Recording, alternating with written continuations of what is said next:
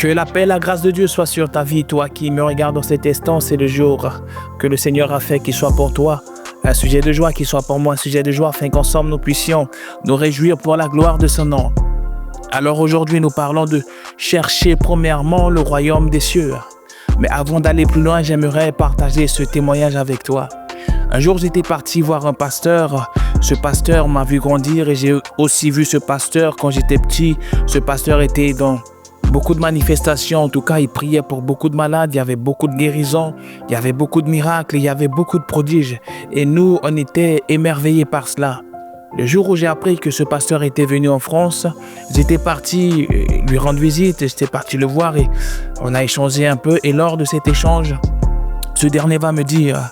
Il va me dire, toi tu es mon bon petit, je t'ai vu grandir et j'aimerais que tu puisses rentrer dans mon réseau. J'aimerais faire de toi un jeune influent, un jeune puissant. J'aimerais faire de toi un jeune qui a du renom, un jeune connu de tous. Et vraiment pour ce faire, tu dois intégrer ce réseau. Tu verras que dans ce réseau, il y a des grands hommes de Dieu, il y a des politiciens, il y aura tout le monde. Et moi, je vais te mettre à côté de moi. Comme ça, tu verras. Partout où j'irai, tu seras avec moi. Partout où j'irai, tu seras avec moi, ne t'inquiète pas. Je vais prendre soin de toi, je vais m'occuper de toi, tu seras mon bon petit. Et par la suite, je vais te propulser dans le ministère, etc. Et je vais lui dire de me laisser le temps de réflexion. Laisse-moi le temps de réflexion. Et durant ce temps de réflexion, l'Esprit de Dieu va me contraindre à ne plus m'approcher de ce dernier.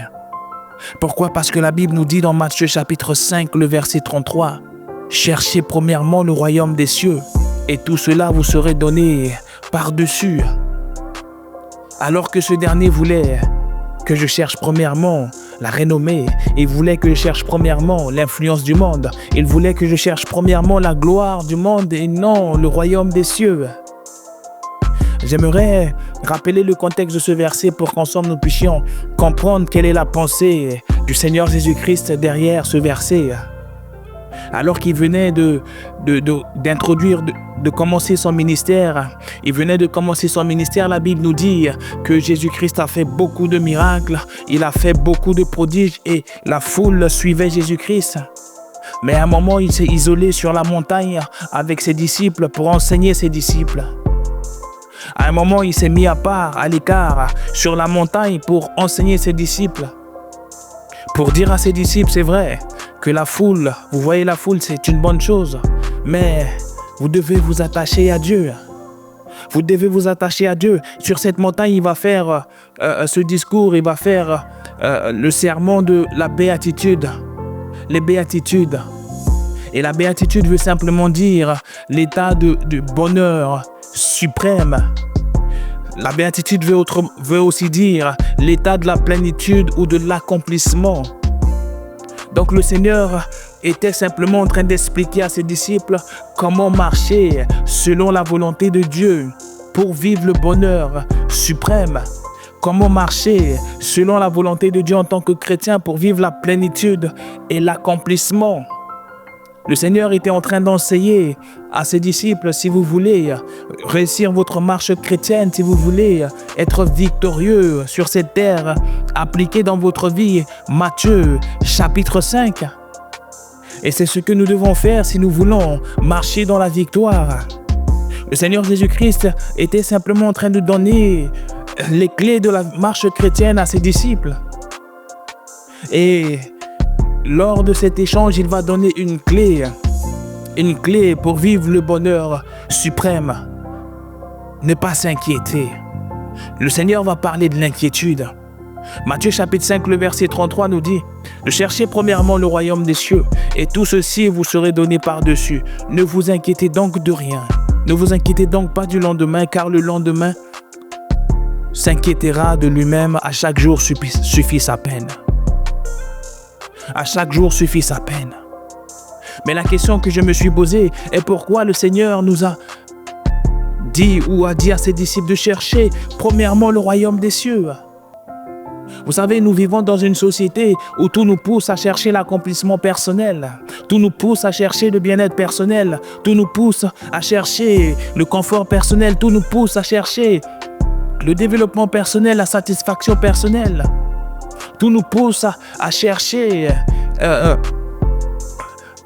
bien-être personnel plutôt que le royaume des cieux. Tout nous pousse à cela. Bien que ces choses ne sont pas mauvaises, mais vous savez, la quête de ces choses peut nous éloigner de l'essentiel, qui est notre relation avec Dieu. La quête de ces choses peut engendrer en nous beaucoup d'inquiétudes. C'est pourquoi Jésus-Christ nous recommande de chercher premièrement le royaume des cieux. Pas parce que Dieu ne veut pas nous donner le bonheur. Dieu veut nous donner le bonheur, mais le bonheur suprême. L'argent ne pourra pas nous combler. La maison ne pourra pas nous combler.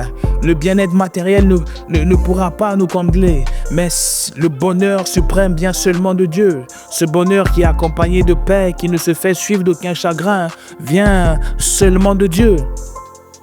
C'est pourquoi Dieu veut que nous cherchions premièrement le royaume des cieux.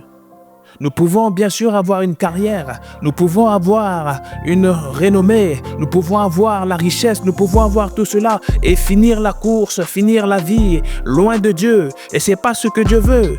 Dieu veut que nous le cherchions premièrement. Il veut bien nous donner ces choses, mais à condition que ces choses ne nous éloignent pas de lui. Dieu veut nous donner ces choses, il veut d'abord nous bâtir avant de nous donner ces choses. Parce que nous pouvons finir la course loin de lui. Oui, nous pouvons finir la course loin de lui. Récemment, je regardais aux informations qu'aux États-Unis, dans une ville qui s'appelle Los Angeles, il y a tout un quartier qui a été ravagé par le feu.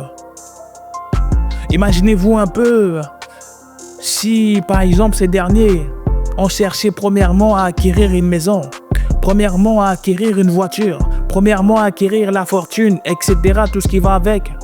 Et en un clin d'œil, tu perds tout.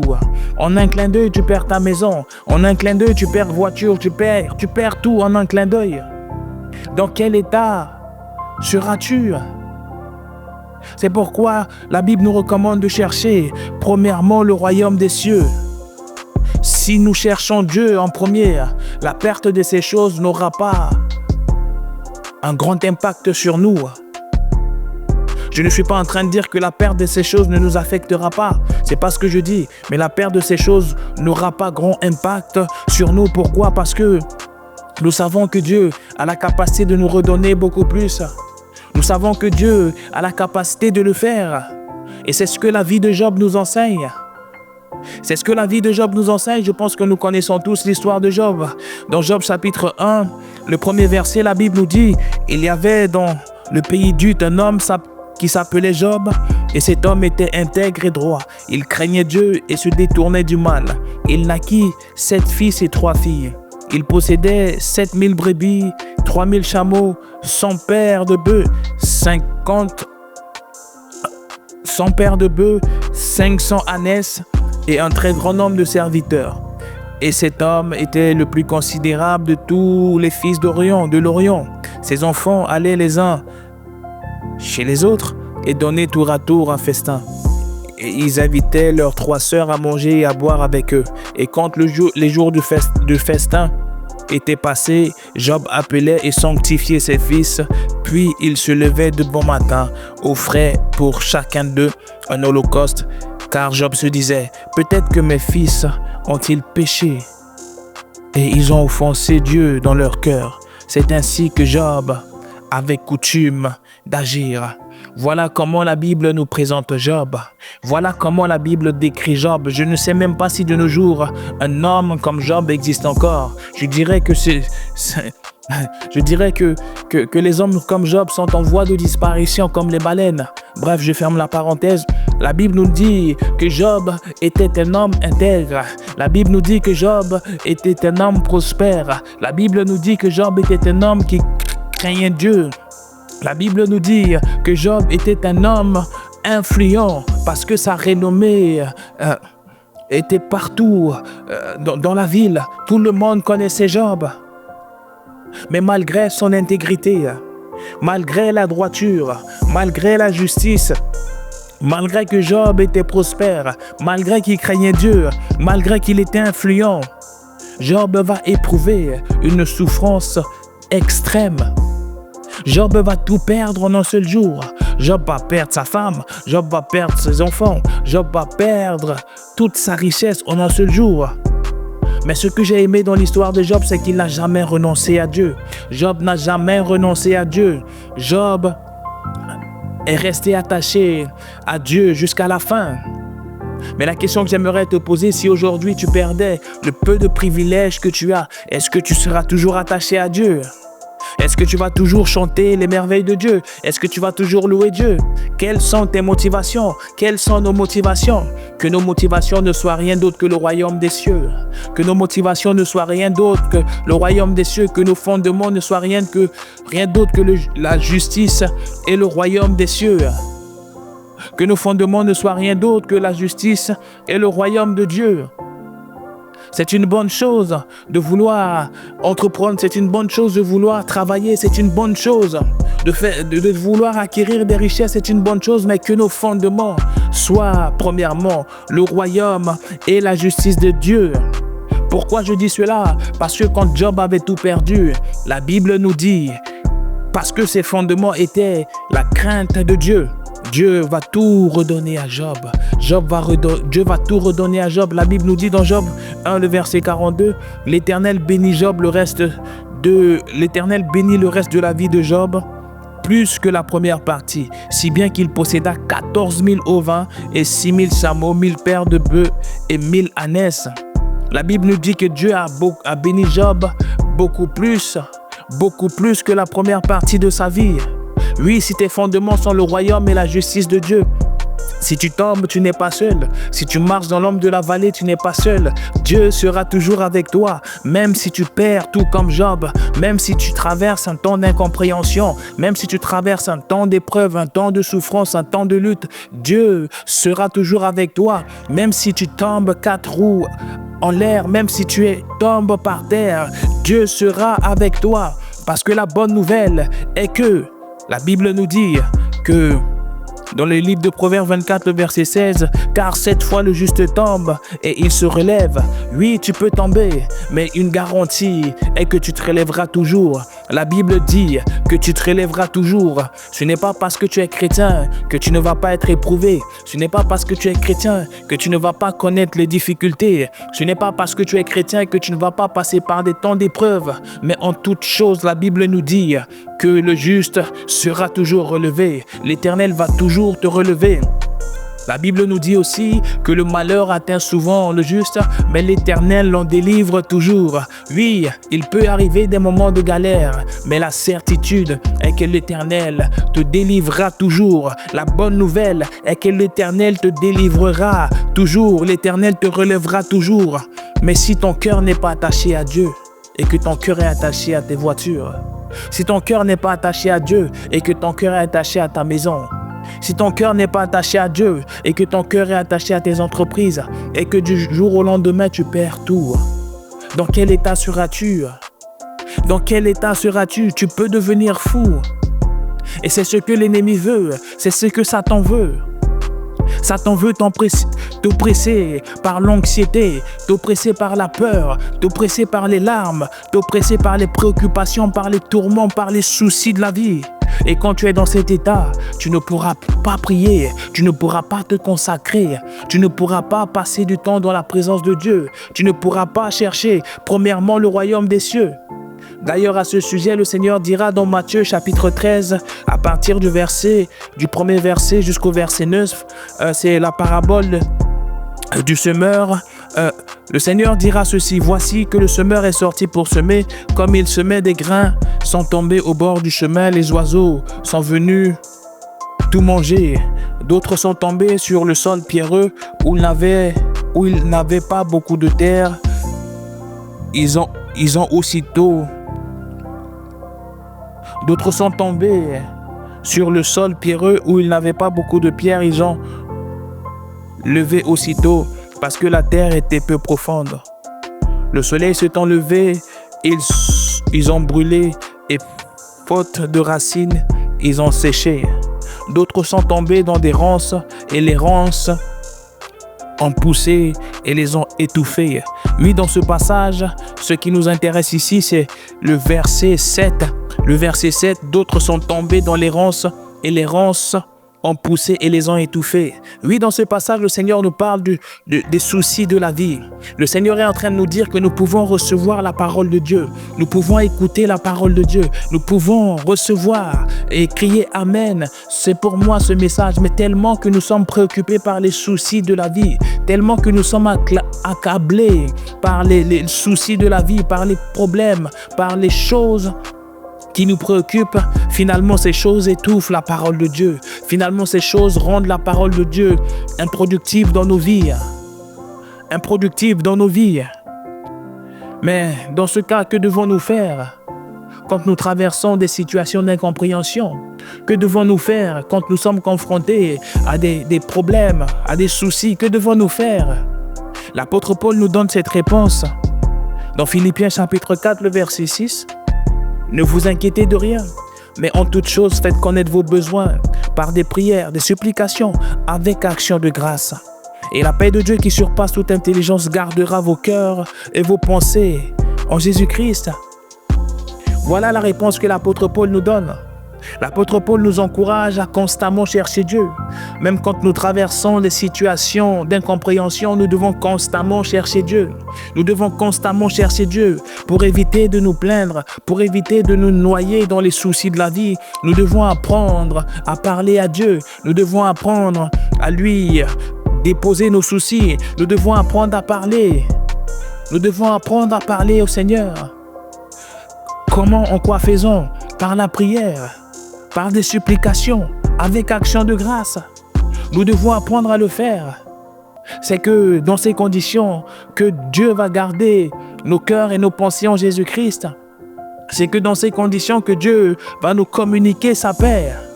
Oui, nous pouvons vivre des situations d'incompréhension, mais nous devons aussi apprendre à parler à Dieu dans ces genres de situations. Nous devons apprendre à parler, à ouvrir nos cœurs pour parler à Dieu dans ces genres de moments. Aussi longtemps que nos yeux seront fixés sur le royaume de Dieu, aussi longtemps que nos yeux seront fixés sur Dieu lui-même, nous allons marcher dans la paix, peu importe les vagues, peu importe les tempêtes, nous allons marcher dans la paix. Peu importe l'opposition, nous allons toujours être dans sa paix, être dans la quiétude.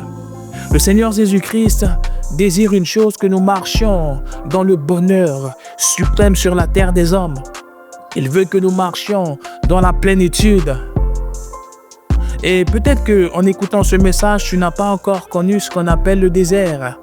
Tu te dis, oui, bon, ce message-là ne me concerne pas. Laisse-moi te dire, sans être prophète, que le désert arrive et arrivera sûrement dans ta vie. Mais que quand ce jour arrivera, prends ce message comme appui pour sortir de là, pour lever la tête. Prends ce message comme un encouragement pour continuer de garder le cap. Mais si tu es aussi dans la vallée, prends ce message comme un encouragement. Prends ce message comme un encouragement pour continuer la marche, pour continuer de toujours lever la tête, pour continuer de toujours implorer la grâce de Dieu, pour continuer de toujours chercher la face de Dieu, pour continuer toujours à chercher le royaume et la justice de Dieu. Oui, j'aimerais encourager quelqu'un au travers ce message. J'aimerais aussi dire, si peut-être que tu es comme moi, peut-être ce message ne parle pas à tout le monde. Et peut-être que tu es simplement comme moi, tu sais que par moments, les soucis de la vie t'empêchent de prier. Tu sais que par moments, les soucis de la vie t'accablent. Par moments, les soucis de la vie t'empêchent de te consacrer. Peut-être que tu es comme moi. Et si tu te reconnais que par moments, voilà, tu passes par des temps où tu ne comprends pas. Tu te plains, tu te lamentes, tu ne fais pas connaître tes besoins à Dieu. Si tu te reconnais, si tu sais que tu es comme moi, si tu sais que pendant tout ce temps, tu n'as pas cherché premièrement le royaume des cieux, mais que tu as cherché d'abord tes intérêts personnels, tu as cherché d'abord le confort personnel, bien que Dieu n'a rien contre cela. Aujourd'hui, Dieu nous invite simplement à revoir ce qui est prioritaire. Et j'aimerais t'encourager à faire cette prière avec moi. Parce que la Bible nous dit que ce n'est ni par force ni par puissance, mais c'est que par son esprit. Donc nous allons ensemble prier. Nous allons implorer la grâce de Dieu. Nous allons dire au Seigneur de nous accorder la grâce, de remettre de l'ordre dans nos vies, de revoir nos priorités, de le chercher premièrement. Nous allons prier ensemble. Seigneur, je te rends grâce pour ce message que tu as envoyé. Je prie simplement que tu puisses m'aider, Seigneur, à te chercher premièrement, à chercher premièrement le royaume des cieux. Car ton désir est que nous marchons dans le bonheur extrême sur la terre des hommes. Mais Seigneur, accorde-nous la grâce de te chercher premièrement. De moi-même, j'ai essayé, je n'ai pas réussi. C'est pourquoi aujourd'hui, j'implore ta grâce. Dans le nom de Jésus-Christ, j'ai ainsi prié. Amen. La Bible dit que ce n'est ni par force ni par puissance, mais c'est que par son esprit. Le fait que tu as fait cette prière, Dieu va te donner la capacité de le chercher premièrement. J'aimerais aussi, avant de finir, donner l'occasion à ceux ou celles qui n'ont pas encore rencontré le Seigneur Jésus-Christ comme Seigneur et Sauveur, ceux ou celles qui n'ont pas encore accepté le Seigneur Jésus-Christ comme Seigneur et Sauveur. Dieu aimerait te donner l'occasion aujourd'hui. La Bible nous dit que tous ont péché et sont privés de la gloire de Dieu. Ce que nous devons comprendre, c'est que sans Jésus-Christ, nous ne pouvons pas vivre la gloire de Dieu. Et l'occasion t'est donnée aujourd'hui de te réconcilier avec Dieu. La bonne nouvelle est que le jour du salut, c'est aujourd'hui. Si tu acceptes Jésus-Christ comme Seigneur et Sauveur, tu pourras de nouveau marcher dans la gloire de Dieu. La Bible nous dit dans Romains chapitre 10, le verset 9, « Si tu confesses de ta bouche le Seigneur Jésus-Christ et si tu crois dans ton cœur que Dieu l'a ressuscité des morts, tu seras sauvé. » Tu seras sauvé, voilà la bonne nouvelle. Dieu veut te sauver. Et si tu le veux bien, nous allons faire cette prière ensemble. Seigneur, je te demande pardon pour tous mes péchés. Je crois que tu es mort et ressuscité le 3e jour pour que je sois sauvé. Aujourd'hui, je te confesse comme mon Seigneur, comme mon Sauveur. Écris mon nom dans ton livre de vie. Merci pour le pardon de mes péchés. Aujourd'hui, apprends-moi à marcher à ta suite. Remplis-moi de ton esprit. Remplis-moi de ton Saint-Esprit. Amen. Félicitations à toi si tu as fait cette prière. Je me réjouis tellement de te compter parmi les enfants de Dieu. Nous n'allons pas te laisser comme ça. Nous allons garder contact avec toi et tout ce que tu as à faire, c'est de cliquer sur le lien en dessous de la vidéo. Nous allons t'envoyer un message où tu vas nous envoyer un message et nous allons t'envoyer un cadeau de bienvenue. Nous allons prendre soin de toi, mais d'ici là, nous nous réjouissons vraiment de t'accueillir dans cette grande famille chrétienne. Et d'ici là, que Dieu te garde. À très bientôt. Peace and love.